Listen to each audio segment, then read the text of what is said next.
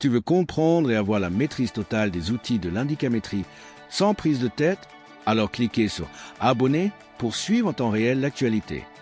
Créez votre compte sur la plateforme digitale BKM Hub disponible à l'adresse www.indicametrie.com et devenez un expert indicamètre. Ne manque pas le prochain contenu. Abonne-toi et fais partie de l'aventure de l'indicamétrie 3.0. Dans la partie 1, nous avons pu démontrer les fonctions et caractéristiques des noms et prénoms d'un individu. Nous avons recensé 6 fonctions et une caractéristique. Notons que cela n'est pas une analyse exhaustive, vous pourrez continuer l'exercice et découvrir de vous-même les autres mystères des noms. Grâce aux principes Kumamba 1 et Kumamba 2, vous êtes maintenant capable de décrypter les hiéroglyphes et accéder à des vérités cachées du spirituel, qui ont permis d'élaborer les mathématiques et surtout d'établir les fondements des domaines de connaissances. D'autres principes existent, mais nous devons aller pas à pas, afin de vous permettre d'assimiler la complexité des mystères des hiéroglyphes.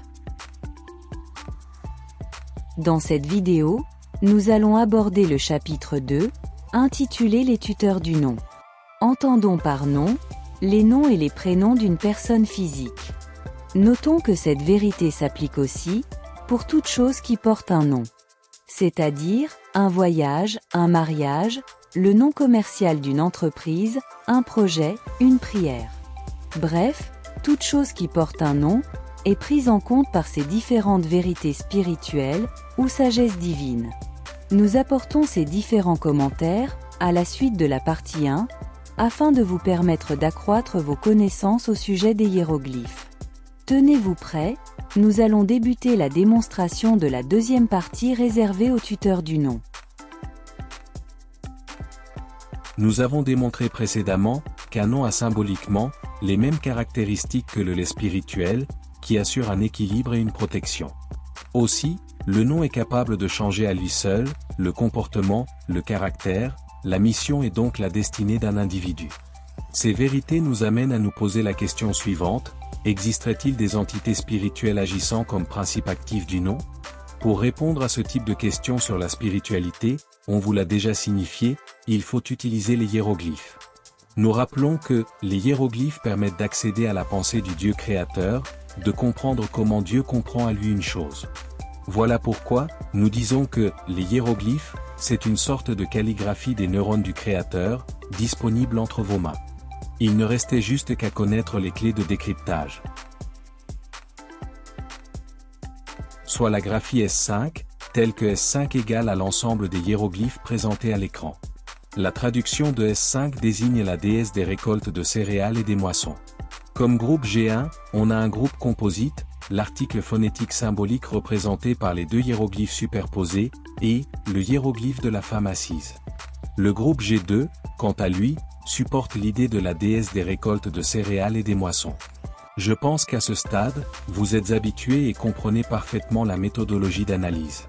Je vous laisse le temps d'analyser cette graphie S5, en de déduire quelles conclusions pouvons-nous tirer, eu égard de la graphie S4.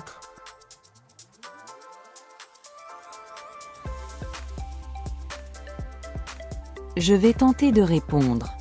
Étant donné que le groupe G2 de la graphie S5 est égal au vecteur divin TD de S4, d'après le principe Kumamba 1, la graphie S5 maintient une relation gémellaire avec la graphie S4. On retient en petit 6 l'égalité suivante, S4 égale à S5. Comme sagesse, on retient que la destinée, la richesse ou la mission d'une personne est assurée et gouvernée par la déesse ou la maîtresse des moissons. Elle est l'esprit ou la puissance tutélaire qui donne à un nom sa force créatrice qui influence toute personne. Très bonne réponse. Vous avez vraiment maîtrisé l'application des principes Kumamba 1 et Kumamba 2. C'est une avancée considérable pour vous, en tant que débutant. Ce qu'on peut retenir pour la partie 2, est quelle que soit votre culture, vos origines, toute personne est influencée par un esprit tutélaire, qui configure et paramètre la charge énergétique ou vibratoire du nom. C'est une vérité universelle. Une précision très importante. Il faut faire attention, lorsque vous choisissez le nom de vos enfants. faites très attention. Il arrive très souvent que les noms que porte un enfant ne lui sont pas favorables, et cela peut créer une dissonance énergétique à l'intérieur de son système capacitaire. Cela fragilise donc la personne et l'expose aux maladies et attaques spirituelles de tout genre. L'indicamétrie, science de la saisie globale du visible et de l'invisible, vient à point nommé résoudre ces problématiques en vous permettant de quantifier et évaluer le système capacitaire de toute personne et dégager les faiblesses énergétiques pour proposer des solutions adéquates. La partie 2 est terminée. Nous espérons que vous avez compris tous ces conseils utiles pour notre épanouissement. Nous allons aborder maintenant la dernière partie, la partie 3, intitulée Triangulation spirituelle d'un individu. Soyez très attentifs car d'importantes révélations et vérités seront énoncées dans cette troisième partie. Merci.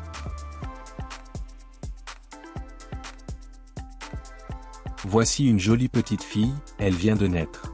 Observez-la un instant. Elle est toute mignonne et innocente. Comme tout enfant, elle possède une partie visible.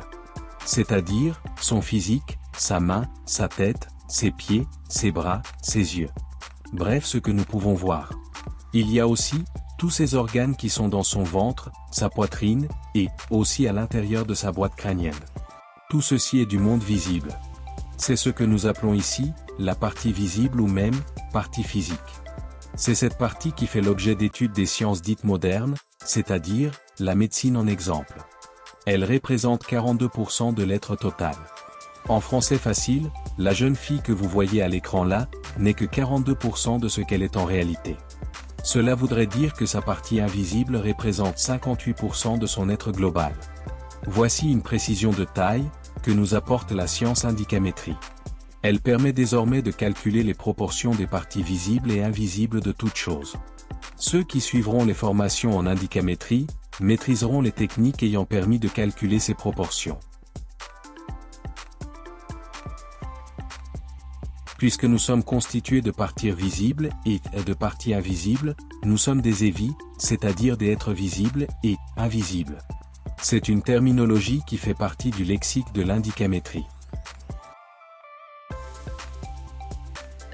Comme tout enfant naturel, cette jeune fille a été extraite du placenta de sa mère. Le placenta est d'une extrême importance pour la vie des hommes en général. Il contient toute l'information, je dis bien toute l'information du passé, du présent, et de l'avenir d'un enfant. La science du placenta est tellement vaste que cela nécessiterait des dizaines d'années de formation pour appréhender juste les contours. Malheureusement, ces domaines d'études ne sont pas pris en compte dans les modèles de savoir actuels.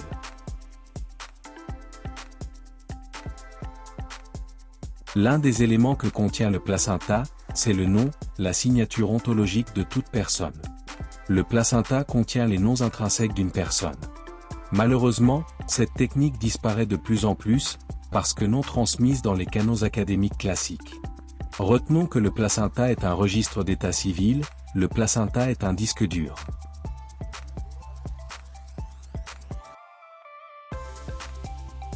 Les noms intrinsèques contenus dans le placenta sont reliés à des entités invisibles appelées énergas en indicamétrie.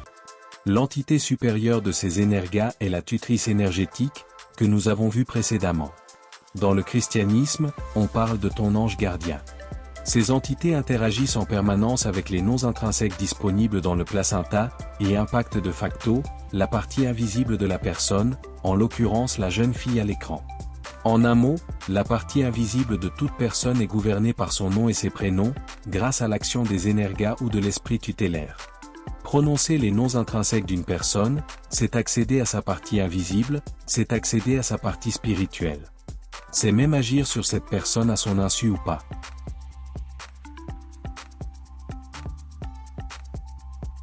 Waouh! C'est vraiment beaucoup de révélations. Génial! Je ne m'attendais pas à ce niveau de précision.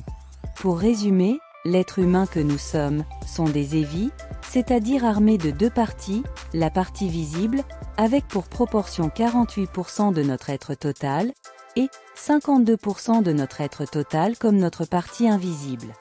Aussi, on retient que le placenta regorge une importante banque de données intrinsèques à toute personne, en l'occurrence les noms intrinsèques, qui permettent d'accéder au spirituel, à l'invisible de toute personne. Voilà en quelques mots, un résumé de ce qui vient d'être révélé. Restons toujours concentrés pour la suite.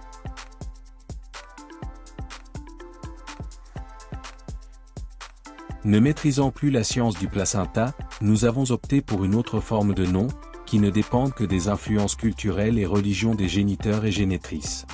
Depuis l'Afrique soudanaise, jusque dans la cuvette du Congo, les noms sont tirés soit des circonstances à la naissance, selon les jours, selon l'ordre des enfants. Bref, une approche fondée sur la culture. Les adeptes du christianisme se lancent pour la plupart, à la recherche des noms dans la Bible, espérant trouver un nom porté par un personnage, en qui, ils trouvent un témoignage parfait et exemplaire.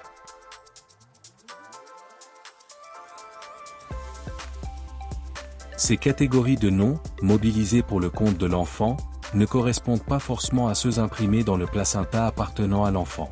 C'est de là que peut provenir une dissonance énergétique, entre l'enfant et le nom.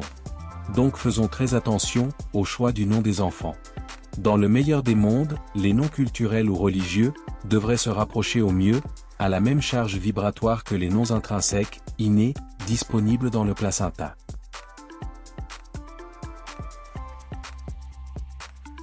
De même que les noms intrinsèques, ces noms culturels ou religieux sont aussi connectés aux énergas, ou esprits tutélaires qui en est le support énergétique. Ils permettent aussi d'interagir, et de se connecter à la partie invisible de la personne.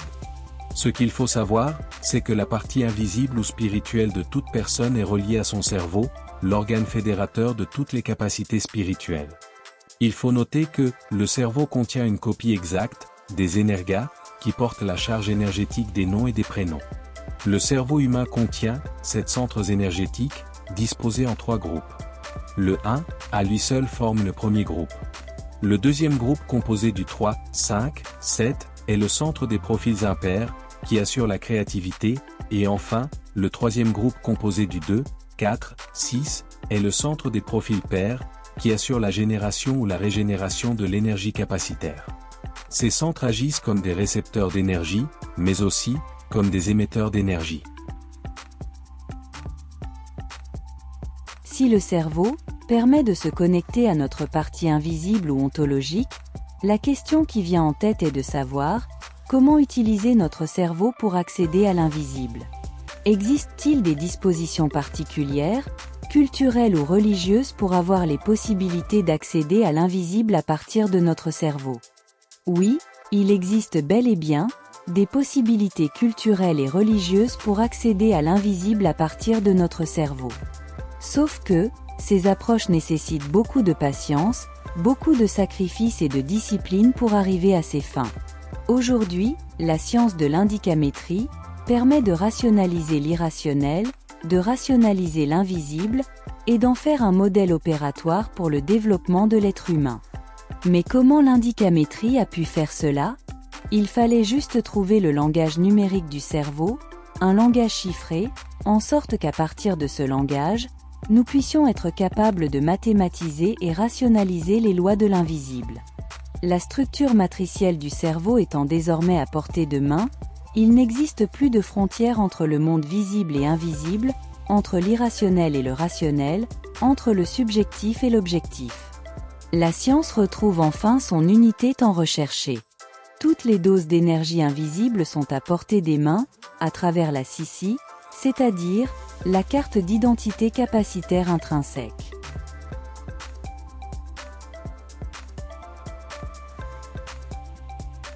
Conclusion générale.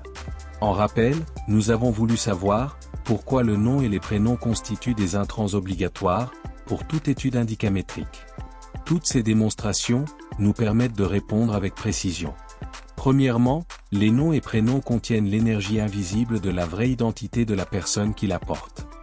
Deuxièmement, les noms et prénoms contiennent l'énergie de la destinée. Troisièmement, les noms et prénoms contiennent l'énergie qui assure la protection physique et spirituelle. Et, enfin, les noms et prénoms contiennent l'énergie qui assure la providence divine, que ce soit en matière économique, financière, sociale, etc. Toutes ces formes d'énergie sont fragmentées en plusieurs sous-énergies, appelées capacités dans le langage indicamétrique. Ces capacités sont calculées et quantifiées, et par la suite déversées dans la CICI, c'est-à-dire la carte d'identité capacitaire intrinsèque. La CICI est le recueil de toutes les données de l'invisible de toute personne, pourvu qu'elle porte un nom. Cette carte d'identité capacitaire intrinsèque est disponible sur le site www.indicametrie.com. Créez votre compte, une fois sur le site, et nous allons pratiquer l'invisible par les chiffres. Nous sommes à la fin. J'espère que vous avez aimé cette vidéo. Likez et partagez massivement à vos amis et groupes de réflexion. N'oubliez pas aussi de vous abonner à la chaîne YouTube. Merci et à la prochaine.